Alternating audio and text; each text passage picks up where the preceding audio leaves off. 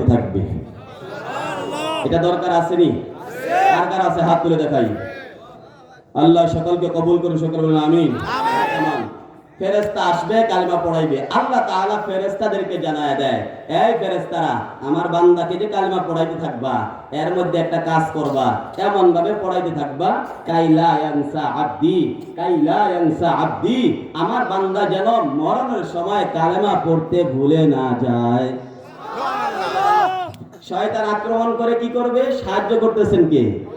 জোরে আওয়াজ দিয়ে বলেন কে? দ্বীনের সাহায্যকারী যারা হবে, মরণের সময় সাহায্য করবেন আল্লাহ। আল্লাহু আকবার বলেন। ইমানে আপনি কবরে যেতে পারবেন, কালেমা পড়তে পড়তে আপনি কবরে যাবেন। পয়গম্বর বলেন, মান কানা আখিরু কালামিহি লা ইলাহা ইল্লাল্লাহ ফাদাখালাল জান্নাহ, যার সর্বশেষ কথাটা হবে লা ইলাহা ইল্লাল্লাহ, ফেরেশতারা তোমাকে তালকিন দিবে লা ইলাহা ইল্লাল্লাহ, তুমি কালেমা পড়তে পড়তে দুনিয়া থেকে বিদায় হবে। নবী বলেন, যে পড়তে পড়তে কালেমা পড়তে পড়তে দুনিয়া থেকে বিদায় হয়ে গেল, ফাদাখালাল জান্নাহ, কবরে ঢুকানোর সাথে সাথে কবরকে আল্লাহ জান্নাত বানায়া দিবেন। সুবহানাল্লাহ। দুই গাঠিতে আল্লাহ দুনিয়াতে সাহায্য করবেন। পরবর্তী গাঠিগুলা কি? বাকিয়াল ওয়াল, ভয়ঙ্কর ভয়ঙ্কর গাঠিগুলা যেগুলা, সেগুলা হচ্ছে এক নাম্বার কবরের গাঠি। কবরের গাঠিতে আপনার সাহায্যকারী কে? আল্লাহ। যদি আল্লাহ সাহায্য না করে, আপনার ছেলে করতে পারবে, আপনার আদরের বউ করতে পারবে। হ্যাঁ, কিটা হয়? করতে পারবে না। হ্যাঁ, কবর। সংক্ষিপ্ত কথা বলি, কবরের ঘাটিতে আল্লাহ সাহায্য করবেন। হাসরের ময়দানে 50,000 বছর উলঙ্গ হয়ে কাপড়বিহীন অবস্থায় দাঁড়ায় থাকা লাগবে, পায়ের নিচে স্যান্ডেল থাকবে না। উত্তপ্ত সূর্যের মধ্যে আপনাকে থাকতে হবে। যে সূর্যের দুইটা বৈশিষ্ট্য আছে, একটা হচ্ছে সূর্যের মধ্যে, বর্তমান সূর্যের মধ্যে আলো আছে, দ্বিতীয়টা হচ্ছে গরম আছে। হাসরের ময়দানে যখন সূর্যটা এনে হাজির করবেন, সূর্যের মধ্যে আলো বলতে কিছু থাকবে না, শুধুই মাত্র গরম থাকবে। ওয়ায়ুজাদু ফি হাররিহা কাযা ওয়া কাযা, ওয়ায়ুজাদু ফি হাররিহা কাযা ওয়া কাযা। কাযা শব্দটা ব্যবহার হয় অস্পষ্টতার জন্য। আমি এত টাকা দিলাম, এটা অস্পষ্ট, স্পষ্ট করি নাই। কথা বল না কেন? 100 টাকা দিলাম, এটা স্পষ্ট। কথা বল না কেন? কিন্তু এত টাকা দিলাম, এটা কি স্পষ্ট না অস্পষ্ট? ঠিক আল্লাহর পয়গম্বর বলেন, ওই দিন সূর্যের পাওয়ার, সূর্যের গরমটাকে আল্লাহ এত বেশি ঢুকায় দিবেন, যেটা নির্ধারণ করা হয় নাই। এত পাওয়ারের মধ্যে আপনি দাঁড়ায় থাকবেন 50,000 বছর। ওই দিন আল্লাহ আপনাকে সাহায্য করবেন। সুবহানাল্লাহ। মিজানের ঘাটিতে আল্লাহ সাহায্য করবেন, পুলসিরাতের ঘাটিতে আল্লাহ সাহায্য করবেন, পরিশেষে আল্লাহ আপনাকে জান্নাতের মেহমান বানাবেন। আচ্ছা বলেন তো, যেই সকল ঘাটিতে সাহায্য করবেন আল্লাহ, ওই সকল ঘাটিতে আমাদের সাহায্যের দরকার আছে না নাই? যদি সাহায্যের দরকার থাকে, তাহলে আল্লাহ তাআলার বিধান, আল্লাহ তাআলা সূরা মুহাম্মদের 7 নম্বর আয়াতে বলেছেন, হে ঈমানদারেরা, তোমরা যদি আমার দ্বীনের সাহায্য করো, আমি আল্লাহ তোমাদেরকে এত এত ভয়ঙ্কর ভয়ঙ্কর ঘাটিতে সাহায্য করব। সম্মানিত শুধু, এখন দ্বীন বলতে আমরা কি বুঝি? বলে, দ্বীন বলতে আমরা বুঝি দুই বিষয়ের সমন্বয়ে পরিপূর্ণ দ্বীন। বলেন, কয়টা বিষয়ের সমন্বয় পরিপূর্ণ দ্বীন? দুইটা বিষয়ের সমন্বয়। এক নাম্বার, ধারাবাহিক কথাগুলো মনে রাখবেন। এক নাম্বার, আল্লাহ তাআলার যত আদেশ আছে সব পালন করা, আল্লাহ তাআলার যত নিষেধ আছে তার থেকে বিরত থাকা। এক নাম্বার, আল্লাহ তাআলার যত আদেশ আছে পালন করা। দুই নাম্বার, আল্লাহ তাআলার যত নিষেধ আছে তার থেকে বিরত থাকা। এটার নাম হচ্ছে পরিপূর্ণ দ্বীন। এবার আসেন, আল্লাহ তাআলার আদেশকে আবার আমরা দুই ভাগে ভাগ করব। এক নাম্বার, আল্লাহ তাআলার কিছু আদেশ আছে আল্লাহর হকের সাথে সম্পৃক্ত। দুই নাম্বার, আল্লাহ তাআলার কিছু আদেশ আছে বান্দার হকের সাথে সম্পৃক্ত। আল্লাহ তাআলার হক বলতে কি বুঝি? এক নাম্বার, আল্লাহ তাআলার প্রথম নাম্বার হক হচ্ছে আল্লাহ এক, তার কোনো শরীক নাই। আল্লাহ তাআলা এক, তার কোনো কি নাই? শরীক নাই। একমাত্র আল্লাহ, তার কোনো অংশীদার নাই। সম্মানিত শুধু, এক্ষেত্রে আমরা অনেকভাবেই শরীক সাব্যস্ত করি। যেমন সেজদা পাওয়ার একমাত্র হক রাখে কে? আল্লাহ। আমাদের এই সমাজে কিছু ভণ্ড পীর আছে, ভণ্ড ফকির আছে, এদের কাছে গিয়েও মুরিদরা সেজদা করে।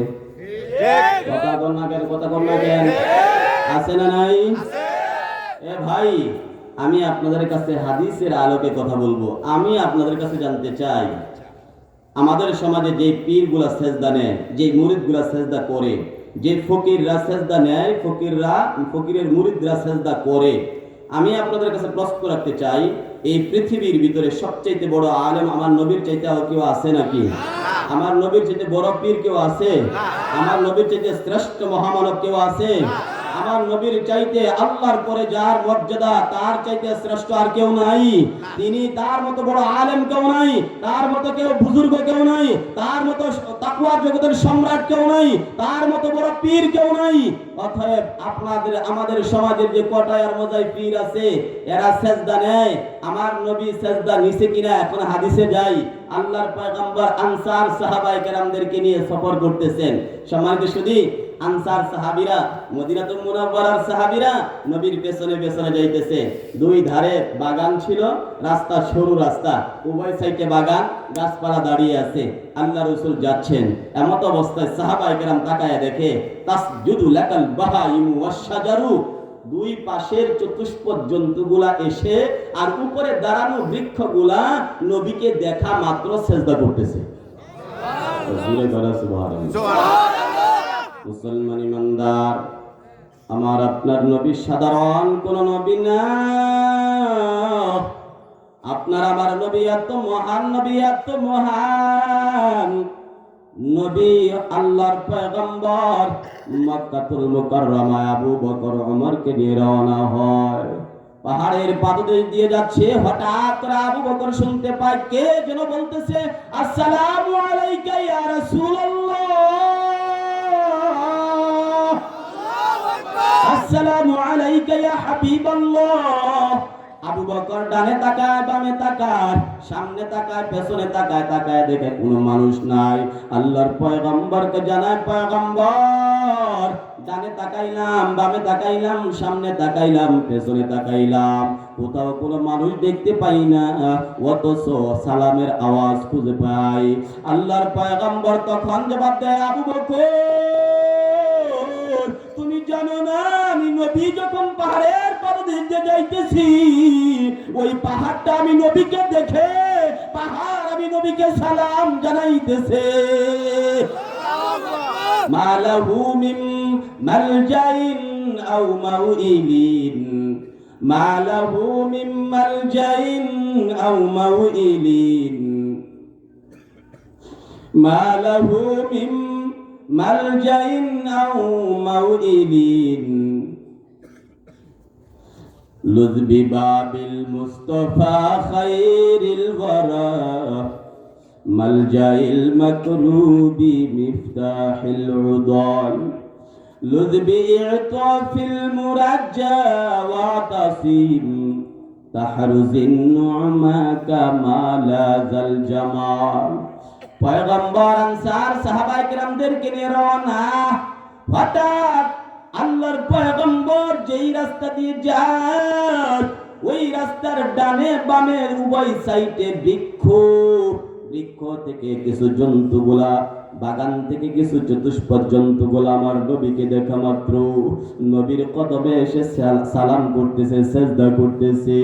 বৃক্ষগুলার মাথা আস্তে করে নোয়াইয়া পয়গম্বরকে সেজদা করে আমার নবীর সাহাবায়ে কেরাম পয়গম্বরকে জানায়, ফানাহনু আহাqqu আন নাসজুদা লাকা ইয়া রাসূলুল্লাহ, ওগো আল্লাহর পয়গম্বর, বৃক্ষ যদি আপনাকে সেজদা করতে পারে, চতুষ্পদ জন্তুগুলা যদি আপনাকে সেজদা করতে পারে, আমরা সাহাবায়ে কেরাম কেন সেজদা করতে পারবো না? ও পয়গম্বর, আমাদেরকে অনুমতি দেন, আমরা আপনাকে সেজদা করব।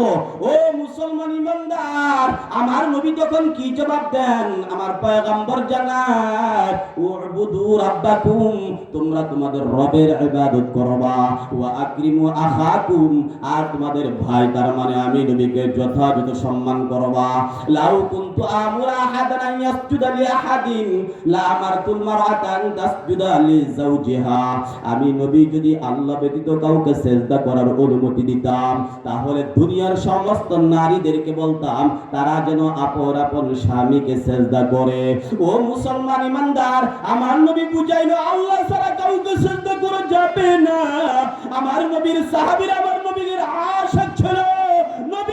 শরীর থেকে রক্ত পড়তে জমিনে দেয় নাই, নবীর শরীরের রক্ত পর্যন্ত তারা খেয়ে ফেলেছিল। আল্লাহু আকবার। ও মুসলমান কেমন আশিক সাহাবায়ে কেরাম, হযরত আবু দুজানা আমার নবী উহুদের প্রান্তরে মাথার মধ্যে যখন বেঈমানের আসিয়া মাথার লোহার হেলমেটে যখন আঘাত করলো, লোহার আগাটা হেলমেটের আগাটা নবীর মাথার ভিতরে ঢুকে গেল। আবু দুজানা তাকায় দেখে আমার নবী জমিনে পড়ে গেছে। হযরত আবু দুজানা নবীর সামনে আসিয়া দাঁড়ায় গেছে। যেই দিক থেকে তীর আসে ওই দিকে দাঁড়ায় যায়, যাতে করে আমার নবীর গায়ে একটা তীরের আঘাতও না লাগে, সবগুলো আঘাত যেন আমি আবু দুজানার শরীরে লেগে যায়। ও মুসলমান ইমানদার, এত আশিক সাহাবায়ে কেরাম, এত আশিক হওয়ার পরেও নবী সাহাবীদেরকে বললেন, সেজদা আমাকে করতে পারবা না, সেজদা হবে একমাত্র আল্লাহর জন্য। আমি জানাইতে চাই ও এলাকার মুসলমান, আমাদের সমাজের একজন ভণ্ড ফকির, ভণ্ড পীর যদি বলে আমাকে সেজদা দেওয়া লাগবে, আমার নবীর চাইতে বড় পীর তুমি হতে পারো নাই, আমার নবীর চাইতে বড় দামি কোন ব্যক্তি হইতে পারো নাই। আমার নবী যেই জায়গায় সেজদা নেয় নাই, সেজদা হবে একমাত্র আল্লাহর জন্য। তুমি কোন জায়গার কোটায়ের মতোই হইলা, এই সকল ভণ্ড পীরের, এই সকল ভণ্ড ফকিরের আস্তানাকে গোলমাল করে দেওয়া দরকার।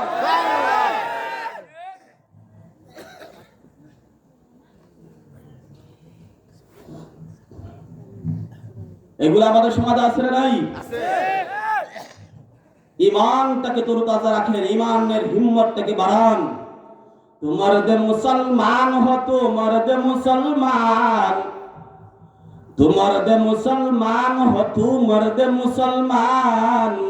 एक हाथ में तलवार, एक हाथ में कुरान, एक हाथ में तलवार, एक हाथ में कुरान। तौहीद तो सीना में अमानत है हमारा, आसान ही मिटाना नामो नशा हमारा, आसान ही मिटाना नामो नशा हमारा। अल्लाहु अकबर। ও মুসলমান ইমানদার, একমাত্র সেজদা হবে কার জন্য? আল্লাহ বলেন, ইয়া আইয়ুহাল্লাযীনা আমানু রুকউ ওয়াসজুদু ওয়া'বুদু রাব্বাকুম ওয়াফআলুল খায়রা লাআল্লাকুম ওয়াফআলুল খায়রা লাআল্লাকুম তুফলিহুন। একমাত্র সেজদা হবে আল্লাহর জন্য। কোন পীরের দরবারে সেজদা চলবে না, কোন ফকিরের দরবারে সেজদা চলবে না। যদি কোন বান্দা পীর অথবা ফকিরের দরবারে সেজদা করে, সে আল্লাহর হকের সাথে গাদ্দারি করেছে, আল্লাহর হকটা সে আদায় করে নাই। 2 নম্বর কথা হলো মান্নত মানবো আল্লাহর জন্য, দুনিয়ার কোন ব্যক্তির জন্য মান্নত মানবো না। আমাদের সমাজে অনেক ভাই আছে যারা মান্নত মানে দয়াল বাবার নামে, যারা মান্নত মানে শাহ জালালের মাজারে, যারা মান্নত মানে শাহ পুরানের মাজারে, যারা মান্নত মানে 8 রশি 12 রশির দরবারে। কথা বলেন আছে না নাই? একমাত্র মান্নত মানতে হবে কার নামে? জুড়ে বলেন কার নামে? যদি কোনো বান্দা কোনো পীরের নামে মান্নত মানে, কোনো ফকিরের নামে মান্নত মানে, যদি কোনো বান্দা কোনো মাজারে মান্নত মানে, সে যেন একটা শিরিক করলো, আল্লাহর হকের সাথে ত্রুটি করলো। এই বান্দার মতো 1000 কোটি বান্দা হলেও আল্লাহর সাহায্য আসবে না। তাহলে বোঝা গেল আল্লাহর হকের মধ্যে একটা হক হলো আল্লাহ তাআলার জন্য সেজদা বরাদ্দ, আল্লাহর জন্যই আমাকে মান্নত মানা লাগবে। 3 নাম্বার কসম হবে একমাত্র আল্লাহর জন্য। আমি আমার ছেলের কসম করে বলি এমনটা বলা যাবে না। আমি আমার মার কসম করে বলি এটাও বলা যাবে না। আমি আমার উস্তাদের কসম করে বলি এটাও বলা যাবে না। আমি আমার পীরের কসম করে বলি এটাও বলা যাবে না। কসম হবে একমাত্র কার জন্য? জোরে বলেন কার জন্য? আল্লাহর জন্য কসম হবে। কাবার কসম করা যাবে না, মদিনার কসম করা যাবে না, নবীর কসম করা যাবে না। কসম হবে একমাত্র আল্লাহর জন্য। এটা আল্লাহর হক। মুসলমান ইমানদার 3 নাম্বার 4 নাম্বার কথা হলো 5 ওয়াক্ত নামাজ পড়া, এটা আল্লাহর হক। রমজান মাসে রোজা রাখা, এটা আল্লাহর হক। সম্পদ হলে যাকাত দেওয়া, এটা আল্লাহর হক। সম্পদ হলে আল্লাহর ঘর বাইতুল্লাহ তাওয়াফ করা, এটা আল্লাহর হক। পরিষ্কার করতে পেরেছি আপনাদের কাছে? আপনাদের বুঝতে অসুবিধা হচ্ছে কথাগুলো? ধারাবাহিক আল্লাহর হক সম্পর্কে সংক্ষিপ্ত কথা। 2 নাম্বার কথা হচ্ছে বান্দার হক। বান্দার হক প্রথমত 2 প্রকার। বলেন কয় প্রকার? 2 প্রকার। বলেন কয় প্রকার? 2 প্রকার। 1 নাম্বার হুকুকে খাসা, আরেকটা হচ্ছে হুকুকে আম্মা। হুকুকে খাসা বলা হয় বিশেষ বিশেষ ব্যক্তিদের ক্ষেত্রে বিশেষ বিশেষ হক, যেমন সন্তানের প্রতি পিতামাতার হক, পিতামাতার প্রতি সন্তানের হক, ভাইয়ের প্রতি বোনের হক, বোনের প্রতি ভাইয়ের হক। কথা বলেন আছে না নাই? আছে না নাই? স্বামীর প্রতি স্ত্রীর হক, স্ত্রীর প্রতি স্বামীর হক, এগুলাকে বলা হয় হুকুকে খাসা। 2 নাম্বার কথা হচ্ছে হুকুকে আম্মা। সকল মানুষের ক্ষেত্রে এক প্রকারের হক আছে। এই হকটা 4 প্রকার। বলেন কয় প্রকার? 4 প্রকার। এই ক্ষেত্রে সবাইকে সজাগ দৃষ্টি রেখে আমার সাথে কথা বলতে হবে। সবাই তৈরি আছেন তো ইনশাআল্লাহ? কারা কারা তৈরি আছেন হাত তুলে দেখান তো ইনশাআল্লাহ। ইনশাআল্লাহ হাত নামান, হাত নামান। এখন আমি বলেছি সকল মানুষের ক্ষেত্রে হক কয় প্রকার? আমি একটা একটা বলবো, আমার সাথে বলবেন। এই 4 প্রকার হকের মধ্যে কেউ যদি 1 প্রকার হকের ত্রুটি করেন, যতক্ষণ পর্যন্ত ওই লোকটা আপনাকে ক্ষমা না করবে ততক্ষণ পর্যন্ত আপনি আল্লাহর জান্নাতে যেতে পারবেন না। তাহলে আমাদের সকলে জান্নাতে যাওয়া দরকার আছে। অবশ্যই। ভাই কথা বলে না কেন? জান্নাতে যাওয়া দরকার আছে। জান্নাতে যাইতে গেলে যে 4 প্রকারের কথা বলতেছি, এই 4 প্রকারের কোন একটা প্রকারের হকের মধ্যে যদি কেউ ত্রুটি করে থাকেন, যতক্ষণ পর্যন্ত এটার মাফ না নিবেন তার কাছ থেকে, ততক্ষণ পর্যন্ত আপনি জান্নাতে যাইতে পারবেন না। এখন 1 নাম্বার বলেন। বলেন মালি হক। আওয়াজ তো দুর্বল গে, একটু জোরে কোন মালি হক, জানি হক, মানি হক, দিনী হক। 1 নাম্বার মালি হক, 2 নাম্বার জানি হক, 3 নাম্বার মানি হক, 4 নাম্বার দিনী হক। কয় প্রকার বললাম হক? 4। মুফাসসিরিনে কেরামগণ লিখেছেন এই 4 প্রকার হকের কোন একটা হকে যদি কেউ ত্রুটি করে, যার ক্ষেত্রে ত্রুটি করবে ওই লোকটা ক্ষমা না করা পর্যন্ত আল্লাহর বান্দা জান্নাতে যাইতে পারবে না। তাহলে এই 4 প্রকার হক থেকে আমাদের সজাগ দৃষ্টি রাখতে হবে কি হবে না? 1 নাম্বার বলেছি কি বলেন সবাই? আমার কথা ধারাবাহিক এভাবেই সিরিয়াল করা থাকে সবসময়, একটার পর একটা বলবো। এখন যদি আমি আলোচনা করতে গিয়ে একটু সময় অতিবাহিত হয়ে যায়, আপনারা বিরক্ত বোধ করবেন না তো ইনশাআল্লাহ? আধা ঘন্টা সময় দিতে পারবেন তো ইনশাআল্লাহ? না তো না কেন সবাই হকলে পারবানি? পারবো। সে পারতা না, হাত তুলে দেখো কাছেন দিকে। ও দেখো কা হাত তারা তারা মাত্রে একজন গিদা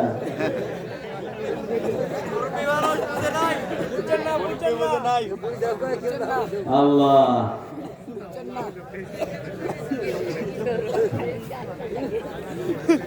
আল্লাহ আল্লাহ আল্লাহ। কারা কারা পারবেন হাত তুলে দেখান তো দেখি ইনশাআল্লাহ। আচ্ছা আচ্ছা হাত নামান। 1 নাম্বার কথা, এখন থেকে আমাদের শরীরে চুলকানো শুরু হবে। এখন থেকে শুরু হবে চুলকানি। 1 নাম্বার কি বলেছি বলেন? অর্থাৎ আমার থেকে যেন প্রত্যেকটা মানুষের প্রত্যেকের ধন সম্পদ টাকা পয়সা সম্পূর্ণ নিরাপদ থাকে। আমি কারো সম্পদের উপরে হস্তক্ষেপ করব না। কথা ঠিক? এখন আসেন, আমাদের সমাজে পরের হক টাকা পয়সা মাইরে খাওয়ার লোক আছে না নাই? আছে। মেসাল দিই, আপনাদের এলাকায় ব্যবসায়ী আছে তো নাকি? বাজার সমিতির দিকে মাহফিল। হ্যাঁ ভাই, ব্যবসায়ী যারা আছেন এখন বাজার হইলে হল, আমার কিছু করার নাই। আপনারা আমাকে আনছেন সত্য কথা বলার জন্য। মাতন দেখেন কিসের জন্য আনছেন? না আপনাদের পক্ষের কথা বলবো নাকি? হ্যাঁ, সত্য কথা বলার জন্য আমাকে দাওয়াত দেন নাই? অবশ্যই। যদি সত্য কথা বলার জন্য দাওয়াত না দিয়ে থাকেন তাহলে আমাকে দাওয়াত দিবেন না কোনোদিন আর। কথা ঠিক? আপনাদের এলাকায় ব্যবসায়ী আছে? আছে। ধানের ব্যবসায়ী আছে? আছে। আচ্ছা, কিছু ব্যবসায়ী এমন আছে, এক গৃহস্থ খুব ভালোভাবে সে চাষাবাদ করে নিজ হাতে মেপে তার ডুলে ডুল বুঝেন তো নাকি? ডুলে 100 মণ ধান হয়েছে। কয় সমান? 100 মণ। এখন ব্যবসায়ী ভাই গিয়েছে, চাচা আপনার ধান বিক্রি করবেন না? জি বিক্রি করবো। বর্তমান বাজার দাম কত? বলে বর্তমান বাজার দাম হচ্ছে 1520 টাকা। চাচা আমি 1550 টাকা দেব। কি কইছে? বাজার দাম কত? এ দিবে কত? বাবার জমিদারি কত আছে যে আল্লাহ ভালো জানে, প্রতি মনে 30 টাকা করে লোন দিতেছে। কথা কন না কেন? এরকম ব্যবসায় আছে না নাই? এখন বেচারা বললো যে আমি বাজারে নিতে গেলেও তো আমার খরচ আছে 20 টাকা করে, তারপরে 50 টাকা লাভ হইবে, নেন আপনি, আমার দুলে দান আছে 100 মণ, আপনি মেপে নেন। ঠিক আছে, মাপতে গিয়ে দেখে এখন ব্যবসায়ীরা মাপছে, আঙ্গুলের কি কারামতি দেখাইছে, 10 মণ নাই। এই কথা কনা, কথা কনা আপনার এলাকায় আছে নি? তা এটাই মাফিয়া রাখছে কয় মণ? 100 মণ। খাইলো কয় মণ? 10 মণ গেল কোথায়? আঙ্গুলে খাই লাইছে নাকি? আঙ্গুলে খাই লাইছে না নি? আঙ্গুলের কারামতি বুঝতে পারে না। প্রতি মনে 30 টাকা করে লস দিয়ে তারা ব্যবসা করে। কিভাবে? কোনদিন কি দেখছেন তারা বাবার জমি জমা বিক্রি করে ব্যবসা করতেছে? না। এই প্রতি মনে 30 টাকা করে লস দিয়েও বিক্রি করে দেখা যায় 2 বছর 1 বছর পরে বাড়িতে বিল্ডিং করতেছে। কথা কোন আছে নাই? তার মানে হাতের কারামতি দিয়া মনেকে মন তারা লাভবান হচ্ছে। কথা বলেন ঠিক না ঠিক? এই যে 10 মণ আই যেই গৃহস্থের সম্পদ চুরি করলো, এটা হলো মালি হক, মালটা ছিল গৃহস্থের, তুমি তার হকের মধ্যে ত্রুটি করেছ। মালিক যদি তোমাকে এই 10 মণের ক্ষমা না করে, তুমি কশিনকালে আল্লাহর জান্নাতে যেতে পারবে না। ব্যবসা করো, সঠিকভাবে করো। ইন্নাত তুজ্জারা ইউহশারুনা ইয়াওমাল কিয়ামাতি ফুজ্জারান। প্রত্যেক ব্যবসায়ীরা কিয়ামতের ময়দানে পাপিষ্ঠ হয়ে আল্লাহর আদালতে দাঁড়াবে। ইল্লা মানিত্তাকা ওয়া বাররা ওয়া সাদাকা।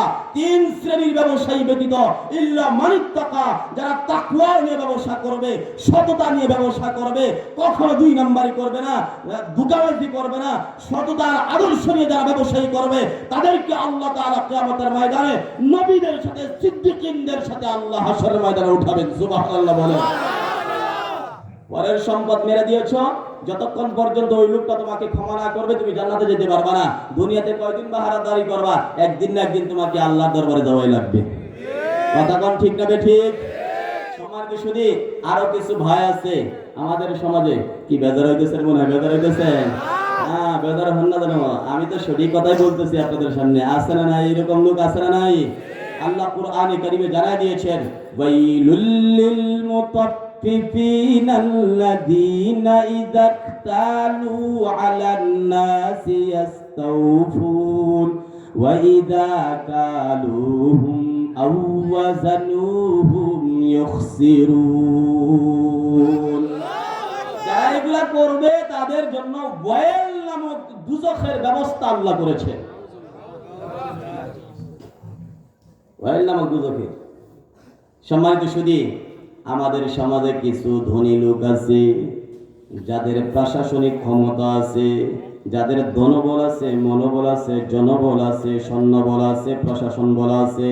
কিছু নেতা টাইপের লোক আছে, তার বাড়ির পাশের জমিনের পাশে যদি কোনো দুর্বল অসহায় ব্যক্তির জমিন থাকে, ওই গরিব ব্যক্তির জমিনের আইটা কাটতে কাটতে ধনী লোক 1 ডিসিমল তার জমিন বাড়ায়া ফেলে। আছে না নাই? অসহায় দুর্বল লোকটা তো কিছুই করতে পারবে না, কারণ ওই লোকটার মানুষ অনেক আছে, তার প্রশাসনিক ক্ষমতা আছে, তার উপরে উপরস্থ কর্মকর্তা আছে, তার উপরে হাত আছে। আমি দুর্বল, আমি তার সাথে মোকাবেলা করতে পারবো না। এ মুসলমান, তুমি যত বড় ক্ষমতা ধরা হও না কেন, গরিব লোকটার জমি যে তুমি মারিয়া খাইলা, আল্লাহর পয়গম্বর জানায়া দেয়, যেই পরিমাণ জমিন তুমি খাইবা, মান আখাদা শিবরাম মিন আরদি আখিহি তাওয়াকাহুল্লাহু ইয়াওমাল কিয়ামাতি 7 আরাদিন। আল্লাহর পয়গম্বর জানায়, যদি কোন বান্দা 1 বিঘত পরিমাণ জায়গা অন্যায়ভাবে দখল করে খায়, কিয়ামতের ময়দানে আল্লাহ 7 তবক জমিন তার ঘাড়ের মধ্যে দিয়ে হাশরের ময়দানে দাঁড় করায় রাখবেন। 50,000 বছর তাকে এইভাবে কষ্ট দিবেন, আর আল্লাহ বলবেন, দুনিয়াতে তোর 1 বিঘত জায়গার খুব প্রয়োজন ছিল, তুই একজনের কাছ থেকে জুলুম করে এই সম্পদটা খাইছ, আমি আল্লাহ তোকে 1 বিঘত দিলাম না, 7 তবক জমিন দিলাম, তুই নিয়ে নে। বান্দা এবার যখন তার গাড়ির মধ্যে চাপায় দিবে, সে ওই জায়গার মধ্যে শাস্তি ভোগ করবে, চিৎকার মেরে কান্নাকাটি করবে। এ মুসলমান ইমানদার, এই জন্য বলি যারা গরিব অসহায় ব্যক্তি আছে তাদের সম্পদগুলা কখনো নিবেন না। যদি আপনি তার সম্পদ ভোগ করেন, যতক্ষণ পর্যন্ত লোকটা আপনাকে ক্ষমা না করবে আপনি আল্লাহর জান্নাতে যাইতে পারবেন না। আমাদের এলাকার কিছু নেতা টাইপের লোক আছে, যেই নেতাগুলা বাজার ঘাটে গিয়া চার দোকানে গিয়া বলে, ও ভাই চা দাও, পান দাও, সিগারেট দাও, বাবু দাও, টানে নি না টানে না? কথা বল না কেন? ওই কথা মাথা রাখেন, জোরে জোরে মাথা রাখবে, আছে না এইটা? কিছু লোক আছে এমন যারা চার দোকানে গিয়া চা খায়, পান খায়, সিগারেট খায়, খাওয়ার পরে বিল দেয় না। ওই লোকটা বলে, ভাই আপনি বিল দেন না কেন? নেতা বলে, কার উসিলায় ব্যবসা করো, টের পাবো না।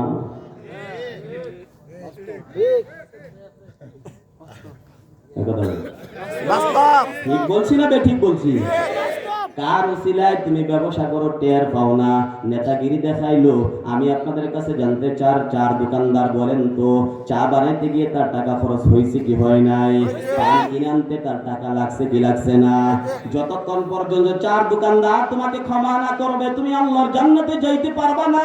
এ মুসলমান, আমাদের সমাজে কিছু এমন লোক আছে যারা বাজার ঘাটে গিয়া মুদির দোকানে বিভিন্ন ভাবে বিভিন্ন জিনিস ক্রয় করে নিয়ে আসে, বাকিতে নিয়ে আসে। 1 বছর যায়, 2 বছর যায়, চিন্তা করে আমি কয়েক বছর পরে টাকাটা দিব, এই নিয়ত করে করে করে করে রাখে। দোকানদার বলে, ভাই টাকাটা দাও। 2-4 বছর পরে সে মনে মনে চিন্তা করে, দোকানদার মনে হয় ভুলে গেছে, দেওয়া লাগবে না। কথা বলে না? এই শ্রেণীর লোক আছে না নাই? কথা কোন আছে না নাই? তার দিলে দিলে খেয়াল যেন দোকানদার না চায় আর আমার না দেওয়া লাগে। আছে আছে? ও ভাই, ভালো করে শুনে নাও, তুমি তো দোকানদারের কাছে ঋণী।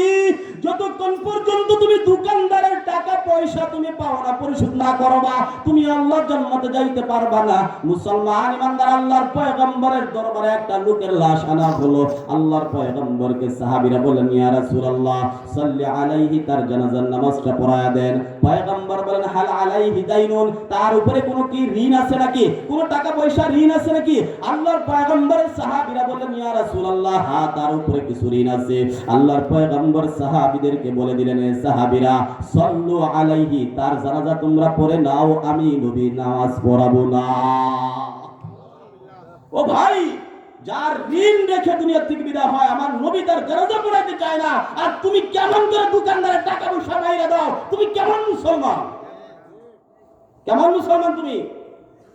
দোকানদারের থেকে তুমি টাকা পয়সা বাইরে দাও, দেওয়ার চিন্তা ভাবনা করো না। ভালো লাগতেছে? কষ্ট হইতেছে? আপনাদের কষ্ট হইতেছে? কষ্ট হইতেছে? আরেকটা মেসাল আপনাদের কাছে দেই, একের পর এক মেসাল দিয়ে, যেগুলো আমাদের সমাজে ক্যান্সার রূপ ধারণ করেছে, এইগুলো আমাদের সমাজের মধ্যে আছে। আজকে জাতির সামনে এগুলো উত্থাপন করা দরকার আছে না নাই? আমাদের সমাজে অনেক ভাইয়েরা আছে যারা বোনের সম্পত্তি দেয় না। কথা কয় না? আছে আছে? একটা লোক একটা ছেলে একটা মেয়ে রেখে গেছে। মেয়েটাকে মনে করেন বিবাহ দিয়েছে পাশের গ্রামে। ছেলে আছে বাড়িতে, সম্পদ আছে, চোখে আছে, বাড়িতে আছে। ভাই কথাগুলো মনে রাখবেন, আমি হাদিস থেকে কথা বলবো। বোন একদিন ভাইকে ফোন দিয়ে বলতেছে, ভাই বাবা সম্পদ রেখে গিয়েছে, এগুলো তো বাগবাটোয়ার দরকার, আমার সম্পদগুলো আমাকে বুঝিয়ে দেন। ভাই বললো, ঠিক আছে তুমি আসো, জমি নিয়ে যাও। বাড়িতে আসলো, বোনকে বললো, বোন তুমি জমি নিবা, তবে বাড়ির জমি নিতে পারবা না, চকের জমি নিতে পারবা। বোন বলল, কেন আমি বাড়ির জমি নিতে পারবো না? তুমি যেমন বাড়ির জমিনের হকদার, আমিও তো বাড়ির জমিনের হকদার। এবার ভাই দেখেন কিভাবে তারে আটকায়। ভাই বলে, যদি তুমি বাড়ির জমিন নিতে চাও, আজীবনের জন্য বাড়ির দরওয়াজা বন্ধ। কথা বল না কেন? হ্যাঁ, কিছু কইলেন নাকি? ও, যে ভাই মনে এরকম করে ঠেকান বলবে, এই ভাইয়ের মুখ খুলে না।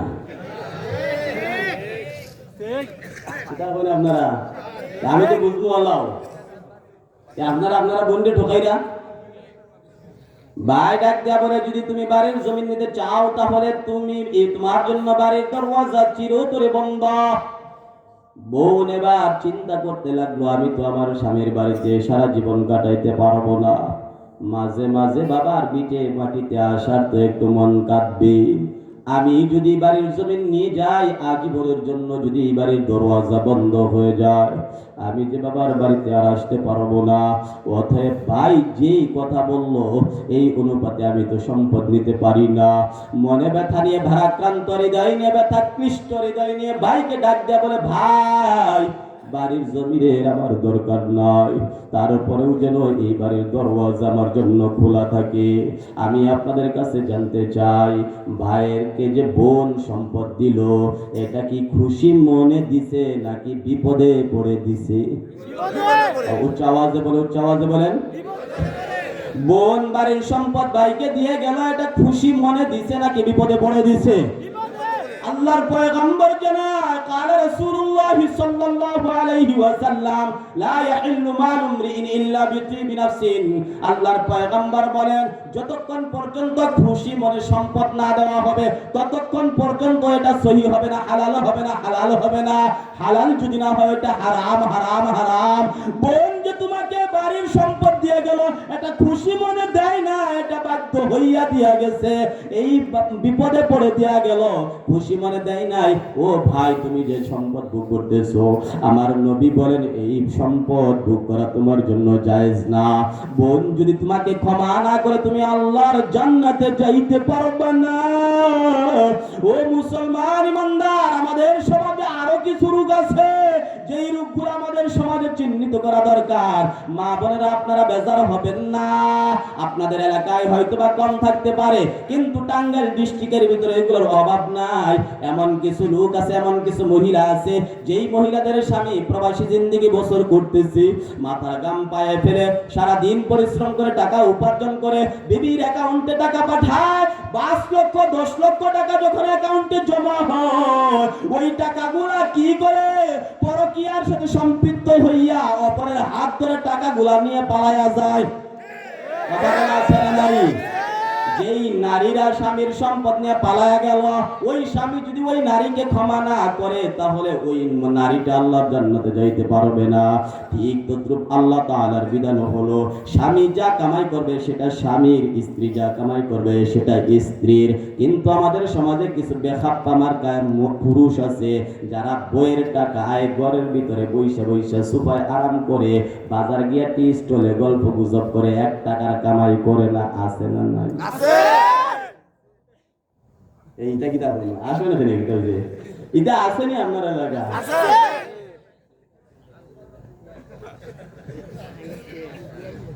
আল্লাহ আল্লাহ আল্লাহ, আমারে কোথায় আনছেন আপনারা, আল্লাহ ভালো জানে। আর 10-15 মিনিট সময় আছে ইনশাআল্লাহ। জি জি, 1 ঘন্টা কিয়ামত আমার ঘটাইবেন নাকি তা? আল্লাহ, এই সমস্ত পুরুষ আছে না নাই?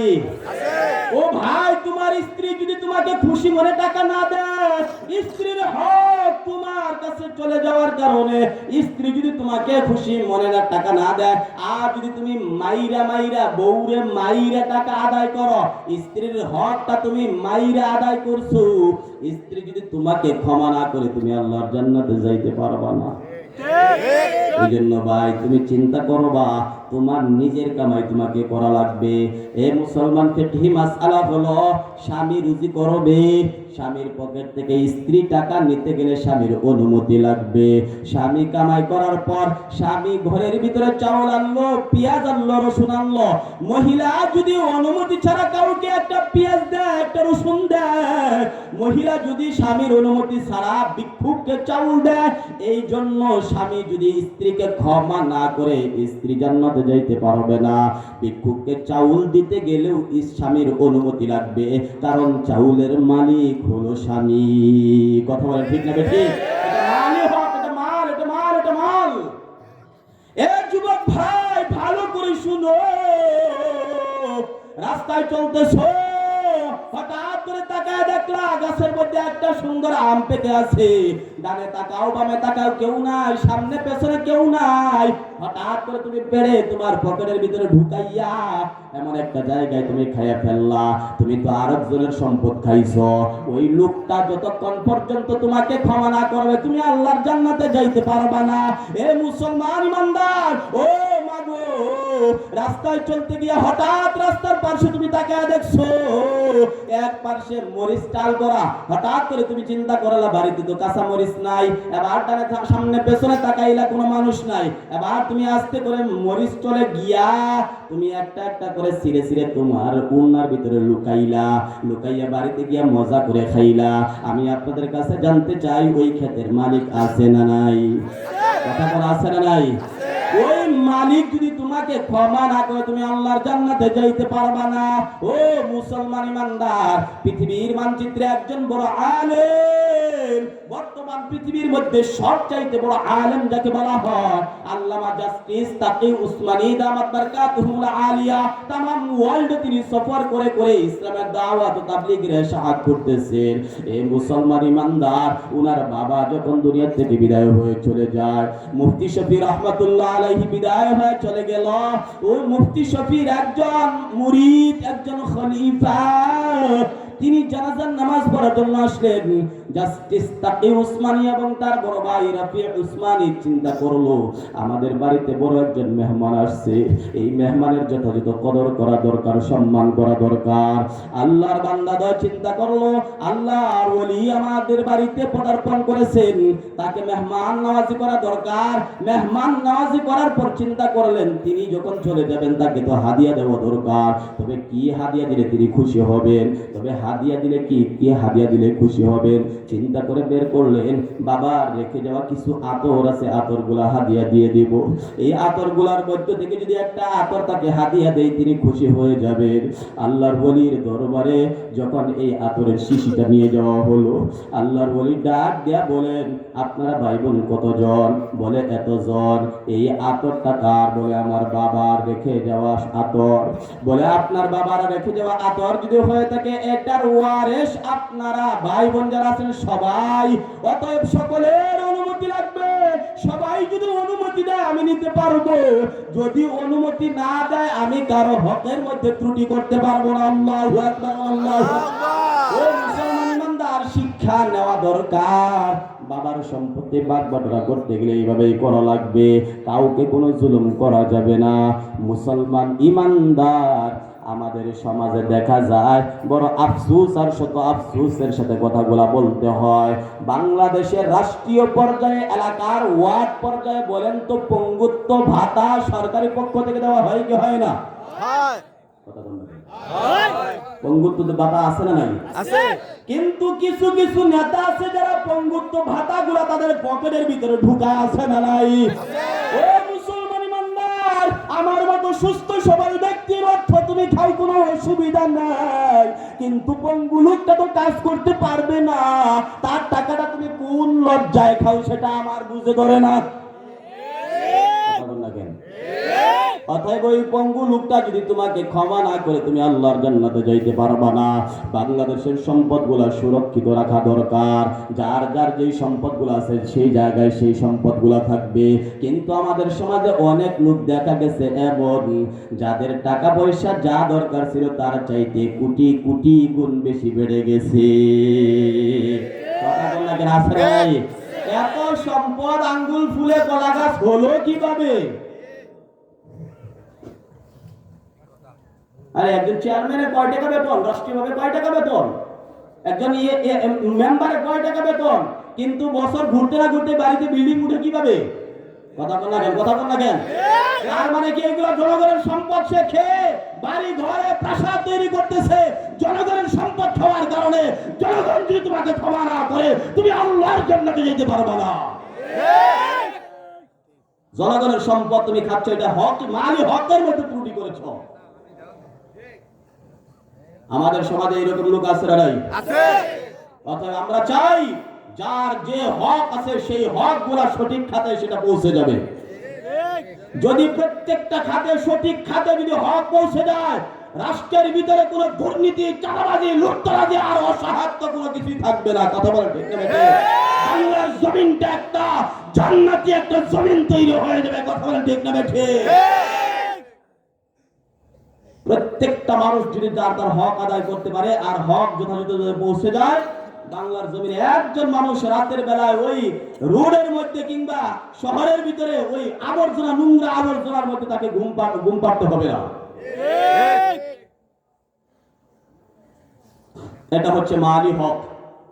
মালি হকের ব্যাপারে কোনো ত্রুটি করা যাবে না। যার যে হক আছে হক গুলা, পাওনা গুলা আদায় করে দেওয়া লাগবে। আমি যদি কারো চাইলে না পরিমাণ সম্পদ বুক করে থাকি, আমার আমল নামা থেকে আল্লাহ কবুল 700 রাকাত নামাজের সওয়াব নিয়ে নেবেন। নাউজুবিল্লাহ বলবেন না? আমার 70 বছরের জীবনে কবুল এক ওয়াক্তের নামাজ হয়েছে কিনা সন্দেহ আছে। কথা বল না কেন? আরে ব্যাডের ভিতরে 24টা বোমা মারলেও সূরা ফাতিহা শুদ্ধ করে বাইরে হইব না। কথা বল না? সূরা ফাতিহা শুদ্ধ করে বাইরে হবে না। সূরা ফাতিহা যদি শুদ্ধ না হয়, সূরা কেরাত যদি শুদ্ধ না হয়, নামাজ শুদ্ধ হয় কিভাবে? ঠিক। আরে আজকে আমাদের সমাজটা মনে হয়েছে বাড়িঘর শুদ্ধ করার জন্য দৌড়াদৌড়ি করতে পারি, জমি জমা শুদ্ধ করার জন্য বিভিন্ন জায়গায় দৌড়াদৌড়ি করতে পারি, আমার সন্তানগুলা সঠিক রাস্তা চলার জন্য বহু জায়গায় দৌড়াদৌড়ি করতে পারি, কিন্তু নিজের সূরা কেরাত শুদ্ধ করার জন্য মসজিদের ইমাম সাহেবের কাছে যাইতে পারি না।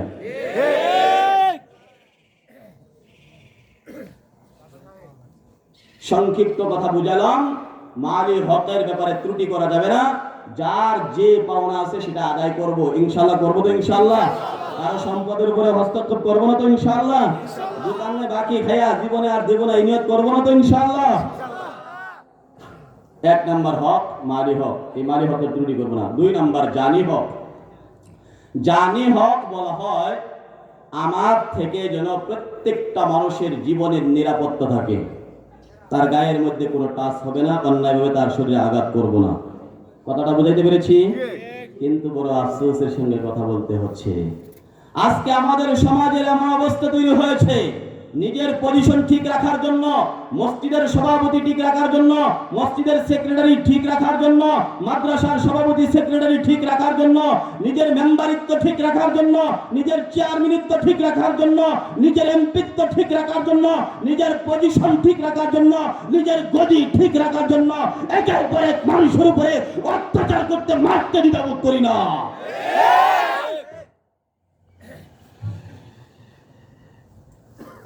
ইসলাম বলেছে কারো উপরে তিল পরিমাণ আঘাত করতে পারবে না।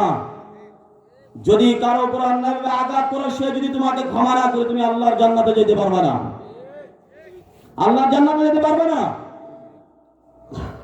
আমাদের সমাজে কিছু মাতাল মার্কা স্বামী আছে। কি মার্কা? এটা বুঝতে পারছেন কি? কি মার্কা? বাবা খায়, দাদা খায়, বিসি খায়, ট্যাবলেট খায়, আছে না নাই? কথা বলা যায়, আছে না নাই? এরকম বাবা দাদা ট্যাবলেট খাওয়ার মতো লোক আছে না নাই? রাত 12টা 1টার সময় ঘরের ভিতরে আসে, বউরে বলে দরজাটা খুলতে যদি একটু দেরি হয়, লাথি মেরে দরজা খুলে বউরে ইচ্ছার হম পিড়ে। এরকম মাতাল খুর কিছু স্বামী আছে সমাজে, আছে। এই তোমার এই স্ত্রীর মারার অধিকার দিছে কি?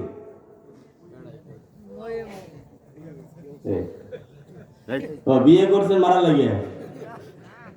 হ্যাঁ, আল্লাহ কুরআনে কারিমে বলেন ওয়াশিরুহুন্না বিল মারুফ। আল্লাহ বলেন স্ত্রীদের সাথে সুন্দর আচরণ করবা। কি আচরণ করবা? হ্যাঁ, স্ত্রীদেরকে মারার বিধান আল্লাহ দিয়েছেন, তবে 3 ধাপে গিয়ে 2 ধাপ শেষ করে 3 নম্বর ধাপে। এখন আসেন আমি আপনাদের কাছে বুঝাই কিভাবে মারতে হবে। সম্মানিত শুধু আল্লাহ তাআলা কুরআনে কারিমে বলেন ফাইযুহুন্না ওয়াহজুরুহুন্না ফিল মাদাজি'। স্বামী যদি স্ত্রীকে বলে, স্ত্রী তুমি 5 ওয়াক্ত নামাজ পড়া লাগবে, স্ত্রী 5 ওয়াক্ত নামাজ আদায় করে না, রমজানের রোজাও রাখে না, পর্দাও করে না, আল্লাহর বিধান পালন করে না, স্বামীর মেজাজটা গরম। এবার স্বামী কি করবে? আল্লাহর বিধান হলো ফাইযুহুন্না, ও স্বামী তুমি তোমার স্ত্রীকে এবার বুঝাও, নামাজ না পড়লে জাহান্নামের আযাবে জ্বলা লাগবে, নামাজ পড়লে জান্নাতের অনাবিল শান্তিতে বসবাস করতে পারবা। জান্নাতের নিয়ামত সম্পর্কে তাকে ওয়াজ করো, জাহান্নামের আযাব সম্পর্কে তাকে ওয়াজ করো। ও দুনিয়ার স্বামীরা, স্ত্রী যদি অন্যায় পথে চলে, প্রথম পর্যায়ে তোমাদের কাজ হলো স্ত্রীকে ওয়াজ করে বুঝাইবা। যদি ওয়াজ করার পরেও স্ত্রী বুঝে না, দ্বিতীয় নাম্বার ধাপ আল্লাহ তাআলা বলেন ওয়াহজুরুহুন্না ফিল মাদাজি। এবার 2 নাম্বার কাজ করবা, তোমরা একই জায়গায় যখন ঘুমাইবা, একটা রুমের ভিতরে ঘুমাইতে গিয়া 2টা খাট রাখবা, এক খাটে স্ত্রী ঘুমাবে, অপর খাটে তুমি ঘুমাইবা।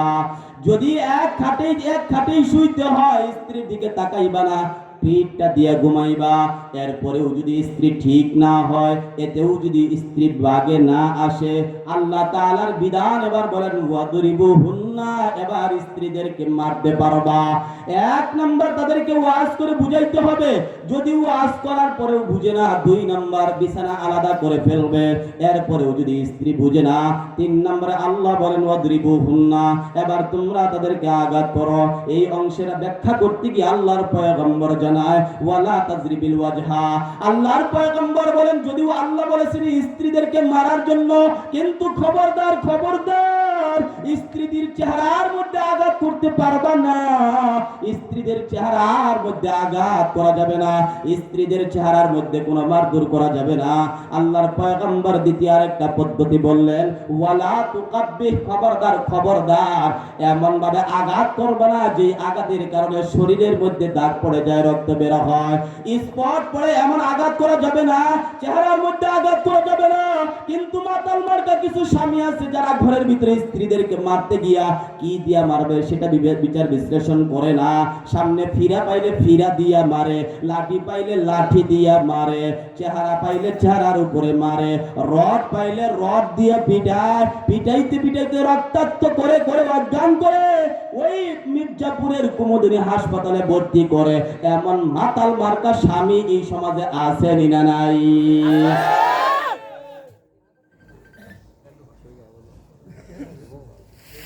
এইরকম বিধান আল্লাহ দেন নাই। স্ত্রীদেরকে মারতে গেলে বিধান পয়গম্বর বলেন চেহারার মধ্যে আঘাত করা যাবে না। 2 নম্বরে এমন ভাবে আঘাত করতে পারবা না যে আঘাতের কারণে শরীরের মধ্যে দাগ পড়ে যায়, এমন আঘাত করা যাবে না। এখন বলবেন হুজুর, আমাদের সমাজের স্ত্রীরা এমন বেখাপ্পা, লাঠি দিয়া পিটাইয়া, চলা দিয়া পিটাইয়া সোজা করা যায় না। কথা বলে না, ঠিক আছে না? বেঠিক বললাম? ঠিক। আমাদের সমাজের মহিলারা এমন বেখাপ্পা, চলা দিয়া বাইরে ঠিক করা যায় না, আসেনি? আমি বলবো আপনাকে সোজা করার দায়িত্ব দিল কে? আল্লাহ সোজা করার দায়িত্ব দিছে। সোজা করার দায়িত্ব আপনাকে আল্লাহ দিছে। এই মুসলমান ইমানদার স্ত্রীদেরকে আঘাত করে যাবে না, কারণ আল্লাহ তাদেরকে বাঁকা হাত দিয়ে বানাইছে। তাদেরকে যদি সোজা করতে যাও ভেঙে যাবে, তার মানে তালাক হয়ে যাবে। খবরদার স্ত্রীদেরকে আজ থেকে মেনে নেবেন, আজকে থেকে ওয়াদা করবেন, অতীতে যতবার স্ত্রীকে আঘাত করেছেন চেহারার মধ্যে, আপনি আল্লাহর নিষেধের উপরে আক্রমণ করেছেন, যেই সকল স্ত্রীদেরকে আপনারা পিটাইয়া রক্তাক্ত করেছেন, জখম করেছেন, আপনি আল্লাহর বিধানের ক্ষেত্রে লঙ্ঘন করেছেন, আঘাত করেছেন, আজকে আপনার বিবির কাছে গিয়ে বলবেন ও বিবি গো, আমি আল্লাহর বিধানের উপরে আক্রমণ করেছি, তুমি ক্ষমা করে দাও। স্ত্রী যদি আপনাকে ক্ষমা করে দেয়, আপনার জন্য জান্নাতের দরওয়াজা খোলা হবে। যদি স্ত্রী আপনাকে ক্ষমা না করে, আপনার জন্য জান্নাতের দরওয়াজা খোলা হবে না। মুসলমান ইমানদার, বাংলাদেশে এমন কিছু এলাকা আছে যে এলাকার কথা নাম বললে আপনারা চিনবেন। এমন কিছু এলাকা আছে অতীতে আমরা জানতাম আপনাদের এই এলাকায় কুকুর আছে, কুকুর আছে তো নাকি? একটা সময় দেখতাম এই এলাকার কুকুর আরেক এলাকায় গেলে ওই এলাকার কুকুর এই এলাকার কুকুরকে তাড়াইয়া দিত। আবার ওই এলাকার কুকুর যদি এই এলাকায় আসতো, সুযোগ পাইয়া তারাও কথা বল না কেন? এইটা কার গুণ? জুড়ে কোন কার গুণ? কুকুরের গুণ কোন না কেন? কিসের গুণ? কার গুণ? তাড়াইয়া দেওয়ার গুণ কার? মুসলমান ইমানদার বড় আফসোসের সাথে কথা বলতে হয়, বাংলাদেশে এমন অনেক গ্রাম আছে যেই গ্রামের এক গ্রামের যুবক আরেক গ্রামে আসলে এই গ্রামের যুবক মাইরা তাড়ায়া দেয়, ওই গ্রামের যুবক গুলা অপেক্ষা থাকে কখন তারা আসে তারাও পিটাইয়া দিবে। কথা বল না কেন? আজকে সমাজ এমন হয়ে গেছে, আজকে কুকুরের গুণ মুসলমানের মানুষের ভিতরে ঢুকে গেছে। কথা বলেন না কেন? আজকে কুকুর, ওই গ্রামের কুকুর এই গ্রামে আসতে গালে গাল মিলাইয়া খায়, কোনো অসুবিধা নাই, কিন্তু মানুষ এই গ্রাম থেকে ওই গ্রামে গেলে পিঠা খাইয়া আসে। কথা বলে না? আমাদের গ্রামে নাই, অন্য গ্রামে আছে, আপনি খবর নিয়ে দেখেন আছে এগুলা।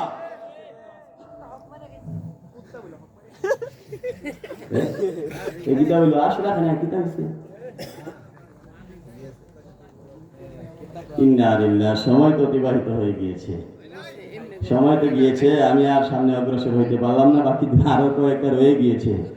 সম্মানিত শুধু এজন্য বলছি, জানি হকের মধ্যে ত্রুটি করা যাবে না। যুবক ভাইরা, তাগড়া হয়েছ, শরীরে রক্ত গরম হয়েছে, এজন্য তুমি আরেকজনকে হঠাৎ করে তুমি থাপ্পড় দিয়ে দিচ্ছ। না না, তুমি থাপ্পড় দিতে পারো না, তুমি আঘাত করতে পারো না। যদি ওই লোকটা তোমাকে ক্ষমা না করে, তুমি কোশ্চেন কালে আল্লাহর জান্নাতে যেতে পারবে না। পৃথিবী বিখ্যাত একজন বড় বুজুর্গ ছিল, আল্লাহ ওয়ালা ছিল, কানা তাকিয়ান নাকিয়ান মুজাহিদান মুজতাহিদান মুনফিকান ফি সাবিলিল্লাহ। একদিক থেকে তাকওয়ার সম্রাট ছিলেন, অপর দিক থেকে বড় আলেম ছিলেন, যুহুদ তাকওয়ার সম্রাট ছিলেন, অপর দিক থেকে তিনি ন্যায়পরায়ণ বাদশাহ ছিলেন। নাম তার সুলতান মাহমুদ গজনবী রাহমাতুল্লাহ আলাইহি। সুবহানাল্লাহ বলেন না? যার পরিচয় দিলাম তার পরিচয় আরেকটু শুনে নেন। সুলতান মাহমুদ গজনবী তিনি প্রতি সপ্তাহে একবার করে আমার নবীকে স্বপ্ন যুগে দেখতেন। 70 বছরের ভিতরে 80 বছরের ভিতরে কয়জন দেখছেন আমার নবীকে? কথা বলেন না কেন? আমার চোখ নাপাক, আমার মুখ নাপাক, আমার হাত নাপাক, আমার পাও নাপাক, আমার মাথা থেকে সম্পূর্ণ শরীর নাপাকে ভরে গেছে। আমার এই নাপাক দেহে নবী আসবে কিভাবে দেখা দেওয়ার জন্য? মাথা থেকে নিয়ে পা পর্যন্ত সুন্নত নববী দ্বারা সাজান, নবীর নূরে নূরান্বিত দ্বারা চমকাইতে থাকেন। দেখবেন রাসূল করিম সাল্লাল্লাহু আলাইহি ওয়াসাল্লাম আপনার সাথে সাক্ষাৎ দেওয়ার জন্য চলে আসছে। নবীকে দেখা এত সহজ নয়। পয়গম্বর আরবি বলেন, মান রাআনি ফিল মানাম, যে ব্যক্তি আমি নবীকে স্বপ্ন যুগে দেখলো, ফাকাদ রাআনি ফিল ইয়াকজা, সে যেন আমি নবীকে বাস্তবেই দেখে নিল। ওমান রাআনি ফিল ইয়াকজা, যে ব্যক্তি আমি নবীকে বাস্তবে দেখলো, ফাকাদ হারামাল্লাহু আলাইহিন নার, আল্লাহ তার জন্য জাহান্নামের আগুনকে হারাম করে দেন। সুবহানাল্লাহ বলেন। হেই সুলতান মাহমুদ গজনবী সপ্তাহে একদিন আমার নবীকে স্বপ্ন দেখতেন। রাতের বেলায় সুন্নত তরিকায় ঘুমের ঘরে যাওয়ার আগে 100 রাকাত নফল নামাজ পড়ে ঘুমাইতে যেতেন। এত বড় বাদশাহ, এত বড় বাদশাহ, অথচ রাতের বেলায় পাহারাদারি করে 100 রাকাত নফল নামাজ পড়ে তারপরে ঘুমের ঘরে যেতেন। আর আমরা ফরজ নামাজই করি না, কিসের আবার 100 রাকাত নফল নামাজ?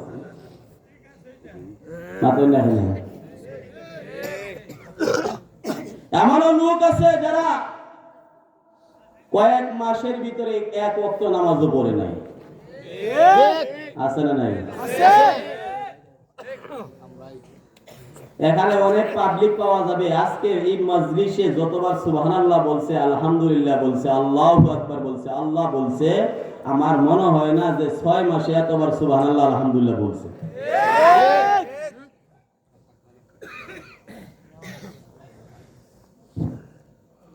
তাহলে এখানে আজকে বসাতে লাভ হয়েছে না ক্ষতি হয়েছে? লাভ হয়েছে। সুলতান মাহমুদ গজনবী রাতের বেলায় সুন্নত তরিকায় ঘুমের ঘরে যাওয়ার আগে 100 রাকাত নফল নামাজ পড়ে তারপরে ঘুমের ঘরে যেতেন। সুলতান মাহমুদ গজনবী রহমাতুল্লাহ আলাইহি তিনি ধারাবাহিক আমল করতেন। একদিন তিনি রাতের বেলায় তিনি তার প্রাসাদ থেকে বের হয়ে গেলেন। মরুভূমি থেকে মরুভূমি, পাহাড় থেকে পাহাড়, শৃঙ্গ থেকে শৃঙ্গ, চলতেছে চলতেছে, তাকায় দেখে তার রাজ্যের ভিতরে কোনো মানুষ কোনো অসুবিধায় আছে কিনা। এ মুসলমান ইমানদার, এত বড় বাদশাহ, তার ডানে কোনো পাহারাদার নাই, বামেও নাই, সামনেও নাই, পেছনেও নাই, একজন পাহারাদার নাই। আল্লাহ ওয়ালাদের জন্য দুনিয়ার কোনো পাহারাদারের প্রয়োজন হয় না, আল্লাহ ওয়ালাদের পাহারাদারের জন্য যথেষ্ট হয়ে যায় আল্লাহ।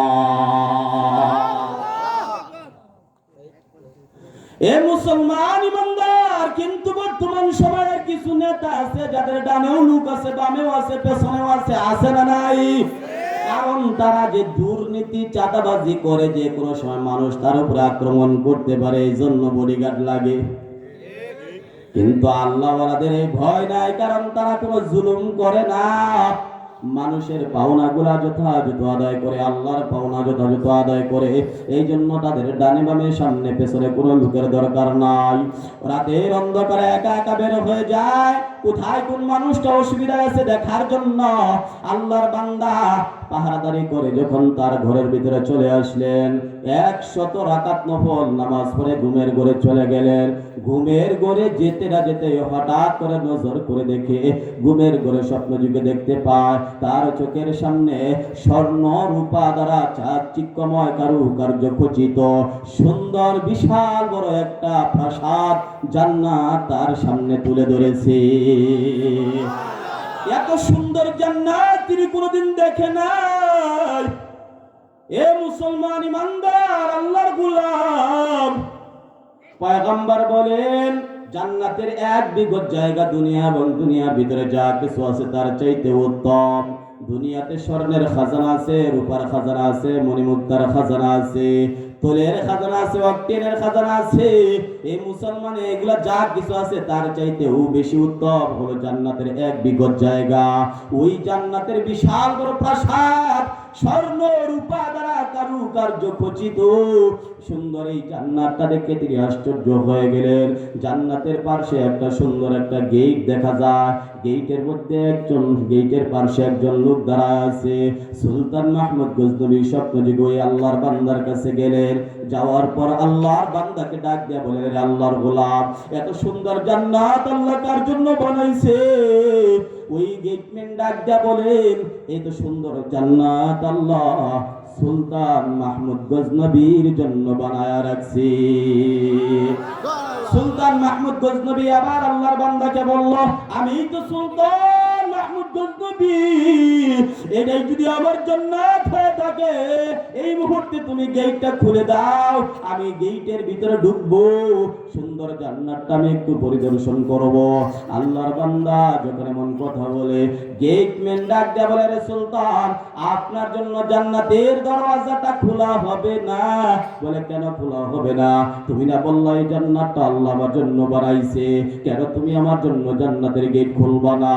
এবার আল্লাহর বান্দা বলল, তোমার একজন অধীনস্থ কর্মচারী যার গায়ের মধ্যে অনাকাঙ্ক্ষিত ভাবে একটা দিন তুমি একটা চাবুক দ্বারা আঘাত করেছো, ওই বান্দা ওই আঘাতটা প্রাপ্য ছিল না, কিন্তু তুমি একটা আঘাত করার কারণে ওই বান্দা এখন পর্যন্ত আঘাতটা নিয়ে রাখছে, তোমাকে এই আঘাতটা ক্ষমা করে নাই। যতক্ষণ পর্যন্ত ওই বান্দা তোমাকে ক্ষমা না করবে ততক্ষণ পর্যন্ত তোমার জন্য জান্নাতের গেটের দরওয়াজা খোলা হবে না। এমন কথা শোনা মাত্র আল্লাহর বান্দার ঘুম ভেঙে গেছে। আল্লাহর বান্দা ঘুম থেকে উঠিয়া এবার ওযু করে নামাজের মুসল্লায় দাঁড়ায় গেছে। আল্লাহর বান্দা চোখের পানি ছেড়ে দিয়ে কিয়ামুল লাইল করা আরম্ভ করলেন, আল্লাহর দরবারে কান্নাকাটি করা শুরু করলেন। সুবহ সাদেকের সময় আল্লাহর বান্দা এবার 2টা হাত মালিকের দরবারে দিয়ে দোয়া করে, আরে মালিক, ওরা কাঙ্ক্ষিত ভাবে আমার অধীনস্থ একজন কর্মচারীর গায়ে একটা চাবুকের আঘাত করেছে, ওই লোকটা আমাকে ক্ষমা এখন পর্যন্ত করে যায়, যার কারণে জান্নাতের দরওয়াজা আমার জন্য খোলা হয় নাই। ওরে মালিক, তোমার কাছে আমার আবদার, আমি জানি একদিন আমাকে দুনিয়া ছেড়ে বিদায় হওয়াই লাগবে। ও মালিক, মালিক, তোমার কাছে আমার আবদার, আমাকে ততক্ষণ পর্যন্ত মরণটা দিও না যতক্ষণ পর্যন্ত ওই লোকটার সন্ধান আমি না পাই। ওই বান্দাকে পাবো, ক্ষমা চাইবো, তারপরে তুমি আবার মরণের ফয়সালা করবা। রাতের বেলায় এবার তাহাজ্জুদের সময় কান্নাকাটি করে আল্লাহর কাছে দোয়া করে এবার ফজরের আজান হয়ে গেছে। ফজরের নামাজ আদায় করতে করতে এবার এক পর্যায়ে নামাজ শেষ করে ফেললো। নামাজ শেষ করে কিছু খেলেন না, পানিও পান করলেন না।